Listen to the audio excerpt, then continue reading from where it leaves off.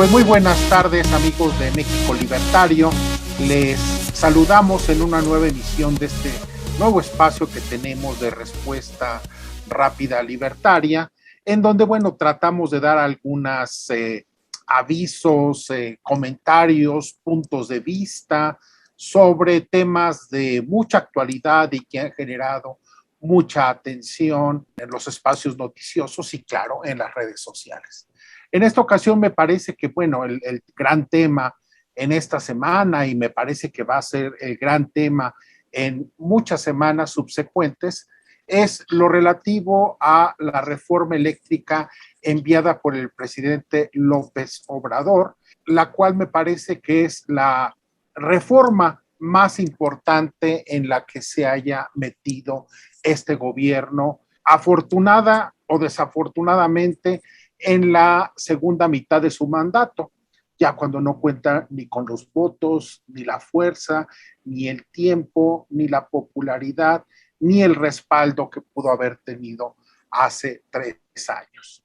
Pero para hablar de este tema me parece que lo importante es conocer qué está sucediendo en el Congreso, cuáles son las reales perspectivas de esta reforma y, bueno, pues qué mejor que alguien que se ha caracterizado en los últimos días por hablar sobre esta reforma, sus puntos de vista, lo que él considera que puede llegar a suceder, y me parece que, bueno, es un gran orgullo para nosotros tener al diputado Jorge Triana con nosotros. Jorge, muy buenos días.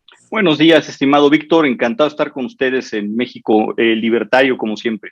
Muchas gracias, Jorge. Mira, nosotros queremos básicamente que alguien del Congreso, y más aún tú, que además tienes una larga trayectoria en el Congreso, conoces bien el tema parlamentario. Bueno, que nos dijeras, el presidente envió su iniciativa hace un par de días.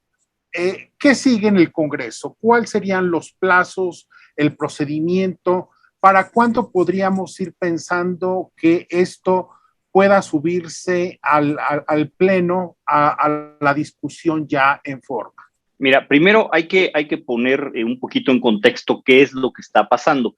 El presidente anunció desde el mes de agosto, principios de agosto, que tenía 3 prioridades legislativas para este periodo ordinario de sesiones de esta legislatura.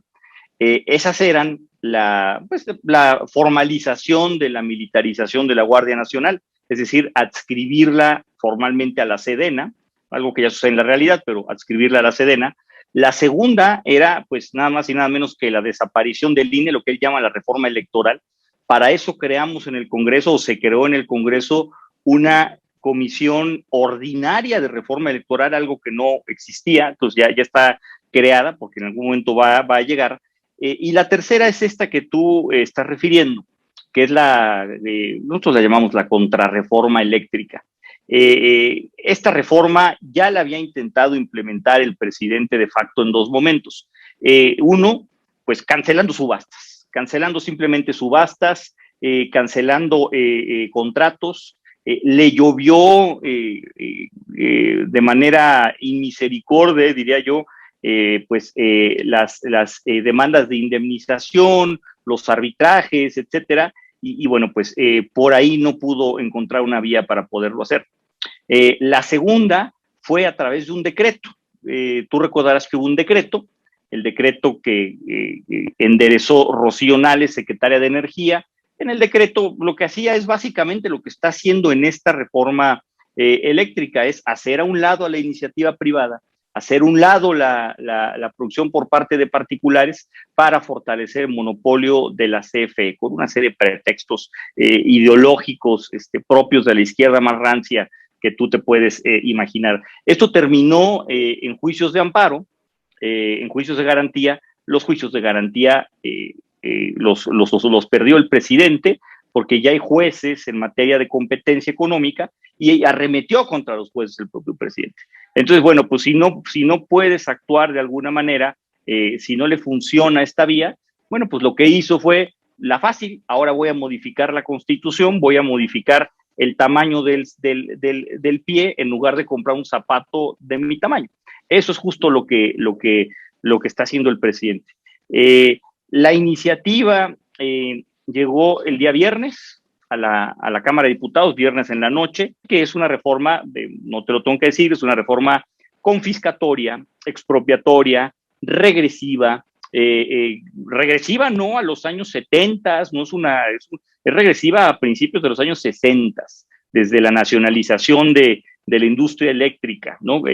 Entonces, bueno, pues es algo que yo muy tóxico para el país, es una reforma completamente, además, inconstitucional desde nuestro punto de vista, que violenta tratados internacionales a los cuales estamos nosotros adheridos, que va a resultar contaminante, perjudicial para la salud. Por donde le veas, no hay una bondad en esta reforma más que obedecer a un capricho ideológico del presidente, que además, como tú bien afirmas, viene en un mal momento, porque pues en teoría no cuenta con los votos el presidente, ¿no? Hay que recordar que hubo un cambio de configuración en la Cámara de Diputados, ya no tiene mayoría calificada el bloque oficialista, Morena, Partido Verde, el PT.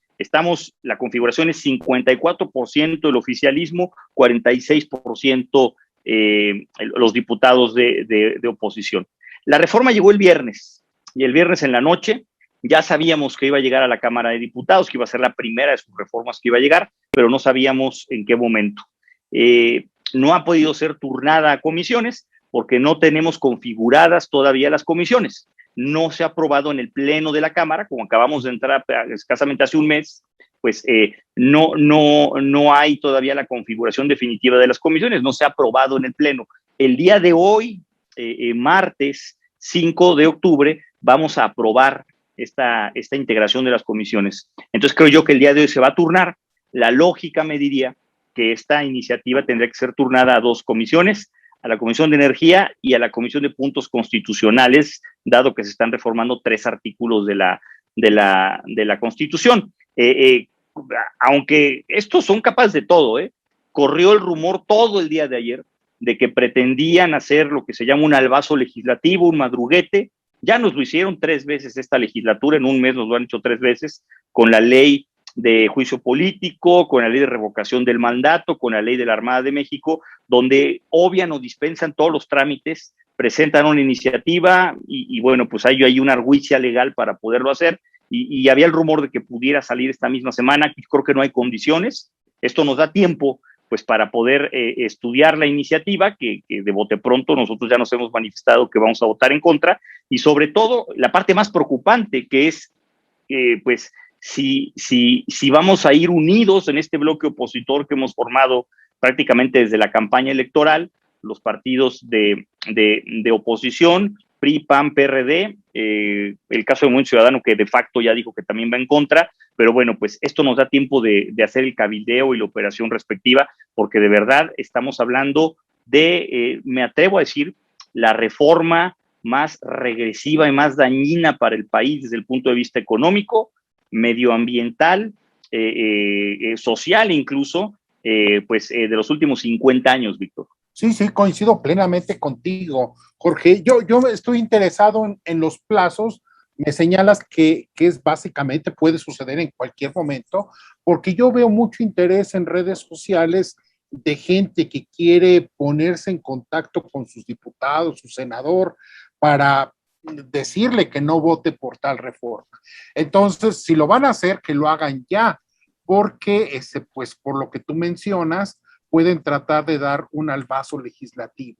Y lo mismo, bueno, pues implica también para las empresas, para los empresarios, claro, que quieran hacer cabildeo. Bueno, esto no tiene posibilidad de que pueda prolongarse mucho tiempo. Probablemente van a intentar una aprobación fast track, con ganas de sacarla, y por lo tanto activistas, ciudadanos, empresarios, cabilderos tienen que actuar de manera ya muy rápida. Mira, nosotros sostenemos que se tiene que cumplir con un compromiso que está en ley, de hecho, que es el Parlamento abierto. ¿Qué es el Parlamento abierto?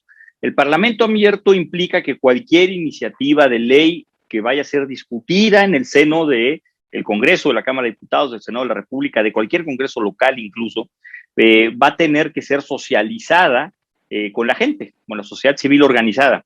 Por lo tanto, se tendrían que organizar foros de consulta, foros de análisis, sobre todo en este tema, que no es un tema nada sencillo de entender y que es un tema de especial relevancia.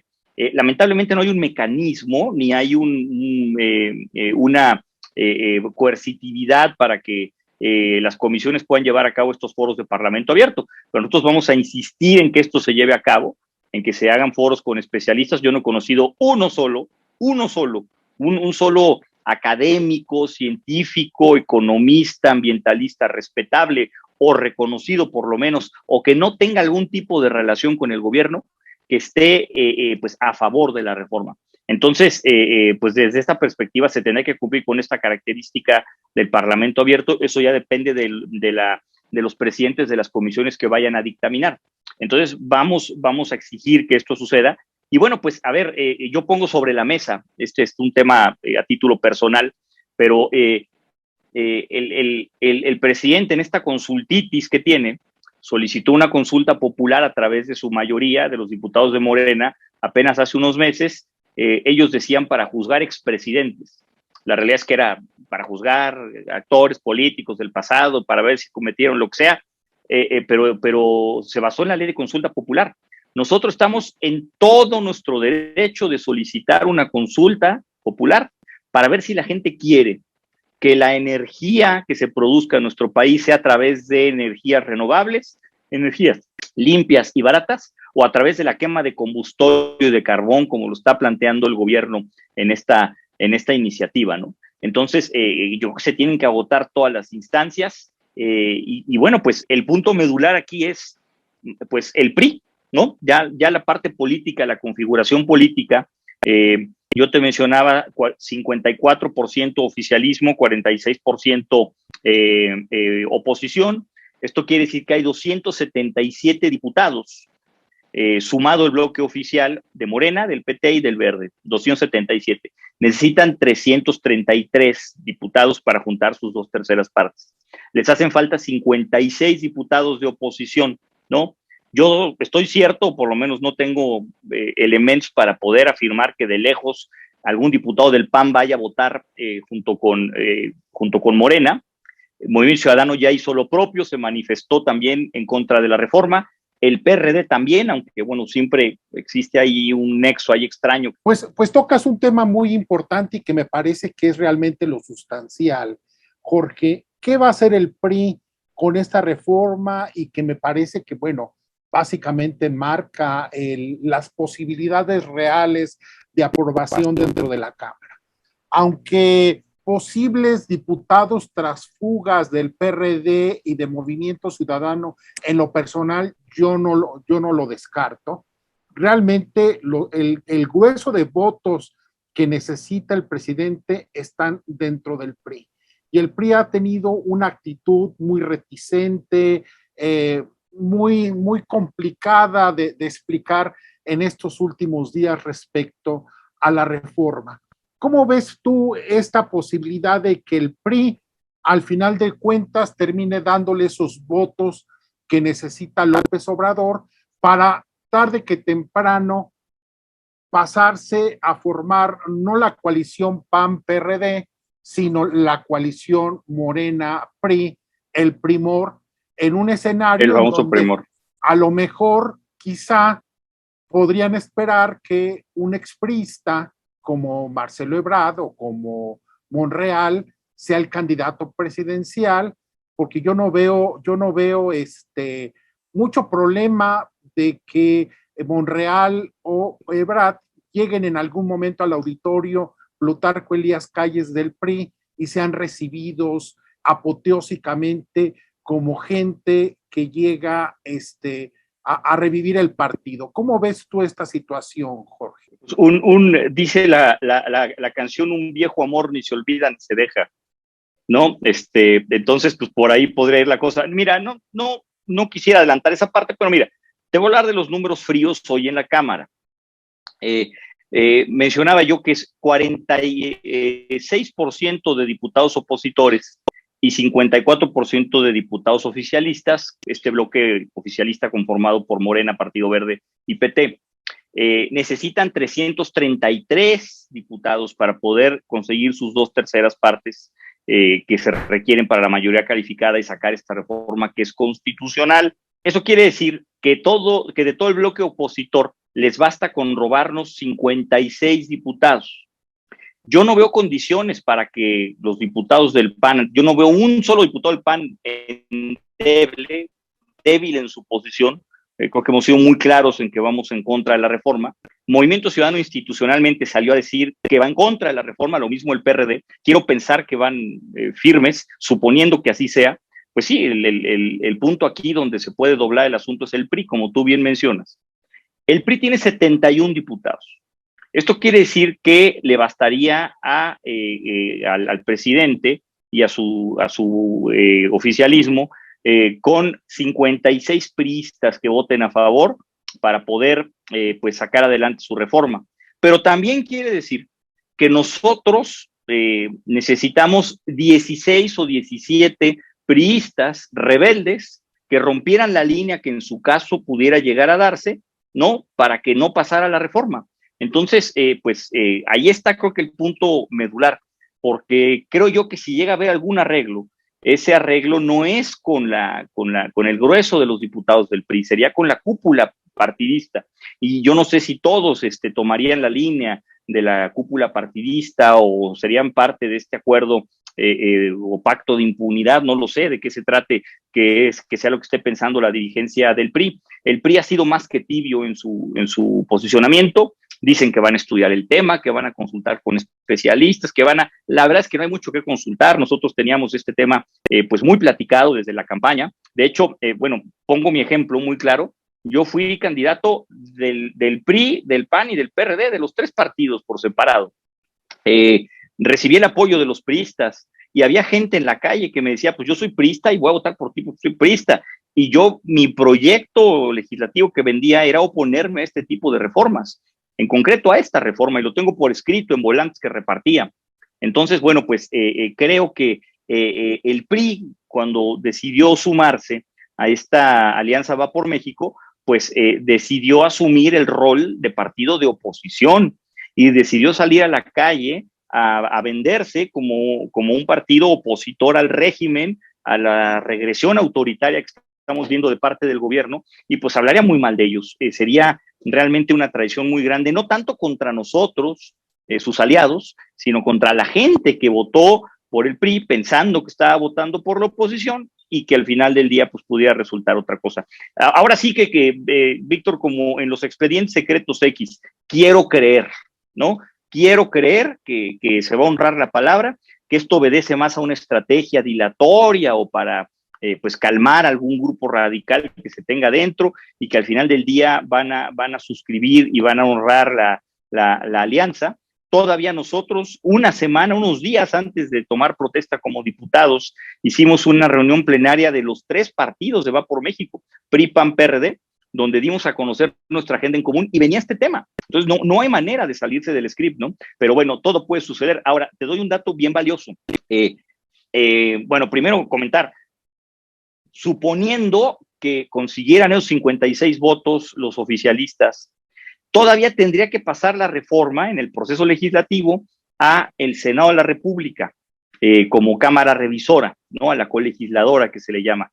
Ahí se van a enfrentar con el famoso bloque de contención. Ahí sí hay una oposición muy bien amalgamada donde pues hemos parado cosas realmente aberrantes. Quiero pensar que sigue cohesionado ese bloque de contención y sería otro filtro. Y todavía después pasaría al siguiente filtro, que ese es un trámite para ellos, porque sí tienen mayoría en lo que se llama el constituyente permanente, que es las legislaturas locales. Necesitan 17 de ellas para poderlo sacar. Entonces, es un trance largo todavía del que estamos hablando. Pues yo quisiera ver, y a esto voy, cómo se van a comportar los senadores del PRI. ¿Qué posición tienen los senadores del PRI? Quisiera ver una entrevista con Claudio Ruiz Massieu, con Miguel Ángel Osorio Chong, con los senadores del PRI, que han tenido posiciones mucho más críticas al gobierno que los diputados. Entonces, si en un momento dado se manifiestan ellos antes en contra de la reforma, van a presionar mucho a los diputados para que hagan lo mismo de este lado. Ojalá sea así, Jorge. Pero hay un tercer escenario, Jorge, que seguramente ustedes han tomado en cuenta, pero yo quisiera externarlo también para el público que nos esté escuchando, para también que observe esa parte. Y es que la Constitución marca que se requiere para un cambio constitucional 2/3 partes de los legisladores presentes ese día en la votación. No habla de 2/3 partes del Congreso o de la Cámara de Diputados, sino de los diputados presentes. Entonces, como ya ha sucedido en otras ocasiones, pues bueno, puede ser que a lo mejor traten de salvar algún partido, salvar la cara diciendo, bueno, yo no lo voté, pero no estuve allí y con eso reduje el margen para que fuera aprobada con las mayorías de López Obrador. Han previsto este posible escenario. Yo llamaría para también, aparte, a la ciudadanía a que se manifieste y les exija no solamente votar en contra, sino que los diputados asistan ese día que vaya a votarse. Sí, sí, falta que les den ganas de ir al baño justo al momento de la votación más importante, quizá del sexenio, ¿no? La realidad es que esta es una posibilidad latente. Sí puede ser que en algún momento dado, pues los diputados rebeldes no se quieran meter en problemas y digan, pues yo no voto, no asisto. Esto es un arma de dos filos, ¿eh? O sea, digo, hay que echar números. Esto corre a favor de ellos, digamos, de los oficialistas, en el supuesto en el que los oficialistas estén completos todos ellos. Pero también corre a favor de nosotros el hecho de que ellos tengan muchas ausencias. De hecho, te quiero dar un dato. Hubo por lo menos 2 o 3 intentos de reformas constitucionales la legislatura pasada, donde Morena y sus aliados tenían mayoría calificada, tenían los números, que no lo pudieron sacar porque no estaban presentes la mayoría de ellos. Lo tenían con alfileres. Entonces, esto influye mucho. Yo estoy hablando de un escenario donde estén todos presentes, ¿no? Falta ver cuántas ausencias hay de cada partido político, falta ver pues el nivel de responsabilidad o de cumplimiento que tengan que hacerse de parte también de Morena, del bloque oficialista, ¿no? Y un dato muy importante, nuestras sesiones están siendo, por a consecuencia de la pandemia, semipresenciales. ¿Qué quiere decir esto? No hay la obligación de que estén presentes